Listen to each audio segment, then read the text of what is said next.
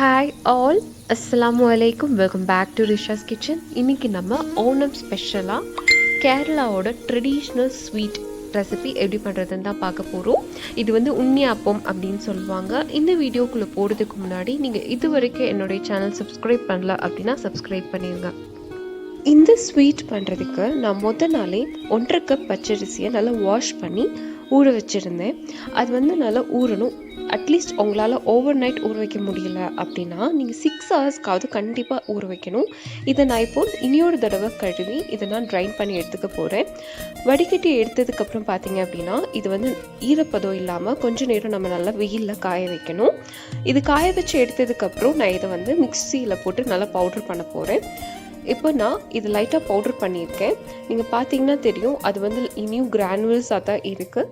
இனியொரு தடவை நான் வந்து ஒரு 2 to 3 minutes இதை வந்து நல்லா பவுடர் பண்ணி எடுத்துக்க போகிறேன். மாவு வந்து ரொம்ப பவுடர்டாக இருக்கக்கூடாது. லைட்டாக கொஞ்சம் தரத்தரப்பாக அரைச்சாலும் பரவாயில்ல, ஆனால் ரொம்ப தரலாக அரைச்சிடக்கூடாது.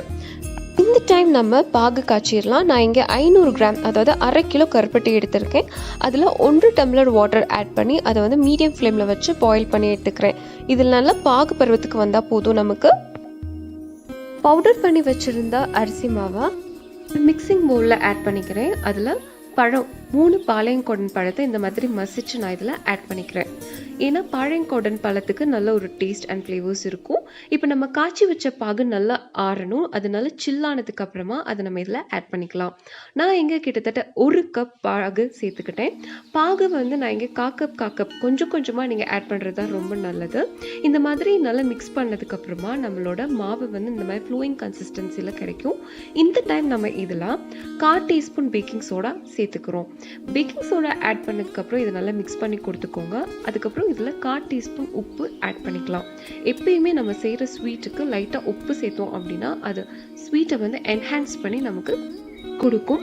இதை நல்லா மிக்ஸ் பண்ணிவிட்டு நம்ம வந்து ஒரு 8 மணி நேரத்துக்கு இதை அப்படியே ஊற வச்சிடணும். ரூம் டெம்பரேச்சரில் தான் வைக்கணும். அப்போ தான் மாவு வந்து நல்லா ஃபெர்மெண்டைஸ் ஆகி அதை புளிச்சு வரணும். இதை நான் வந்து ஒரு நைட் ஃபுல்லாக அப்படியே விட்டுட்டேன்.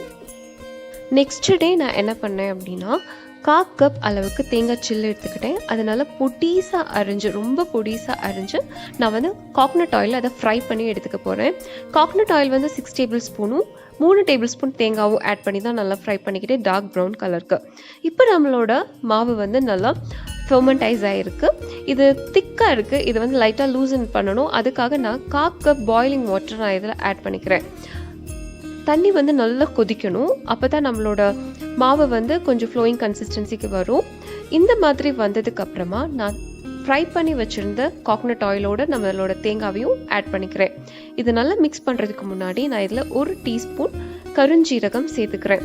ஏன்னா உன்னியாப்பமுக்கு கருஞ்சீரகமும் ஃப்ரைடு கோகனட்டும் தான் டேஸ்ட் கொடுக்கும். இப்போ இது நம்ம நல்லா மிக்ஸ் பண்ணி ஒரு 5 minutes நான் அப்படி வச்சிடுறேன். நான் ஏற்கனவே நம்மளோட பணியார சட்டியில் தேவையான அளவு கோகனட் ஆயில் ஆட் பண்ணி நான் ஹீட் பண்ணி வச்சுருந்தேன். அதில் நம்மளோட பேட்டரை இப்போ ஆட் பண்ணிக்கலாம். பேட்டர் வந்து நீங்கள் ரொம்ப நெப்பணும்னு அவசியம் கிடையாது. 3/4 மட்டும் நீங்கள் ஃபில் பண்ணால் போதும். இது ஃபில் பண்ணும்போதே நீங்கள் பார்த்தீங்கன்னா தெரியும் அது வந்து லைட்டாக உப்பி வரும். ஃப்ளேமை வந்து நான் சிம் டு மீடியமில் வச்சு தான் ஃப்ரை பண்ணுறேன். அப்போ தான் உள்ளுக்கே நல்லா குக்காய் கிடைக்கும். நீங்கள் பார்த்தீங்கன்னா தெரியும் இது நல்லா கீழே குக் ஆனதுக்கப்புறமா மேலே வந்து நல்லா புஸ்ஸுன்னு வரும். இந்த டைம் வந்து இதை நம்ம ட்விஸ்ட் பண்ணி விட்டுக்கலாம். இது வந்து நம்ம ஃபுல் அண்ட் ஃபுல் கேரளா ஸ்டைலில் பண்ணுறதுனால தான் நான் கோகனட் ஆயிலில் ஃப்ரை பண்ணி எடுத்துக்கிட்டேன். நீங்கள் டயட் கான்ஷியஸாக இருக்கீங்க அப்படின்னா நீங்கள் வந்து ரீஃபைண்ட் ஆயிலில் கூட ஃப்ரை பண்ணிக்கலாம்.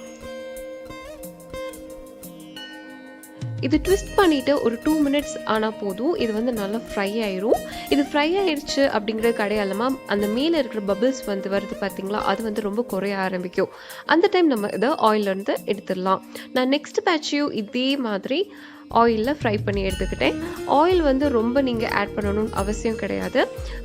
ஃபஸ்ட் பேட்ச் எடுத்ததுக்கப்புறம் ஆயில் தேவைப்பட்டால் மட்டும் நீங்கள் ஆட் பண்ணிக்கோங்க. இது மாதிரி டார்க் ப்ரௌன் ஆனோடனே அதை நம்ம ஆயிலேருந்து எடுத்து இப்போ நம்ம கேரளாவோட சிக்னேச்சர் பலகாரம் ரெடி ஆயிடுச்சு. இது அப்படியே நீங்கள் ஹாட்டாகவும் சாப்பிட்டுக்கலாம், இல்லை 2 to 3 days கூட நீங்கள் ப்ரிசர்வ் பண்ணி சாப்பிட்டுக்கலாம். இந்த வீடியோ உங்களுக்கு பிடிச்சிருந்துச்சு அப்படின்னா லைக் பண்ணுங்கள், கமெண்ட் பண்ணுங்கள், ஷேர் பண்ணுங்கள். Thanks for watching.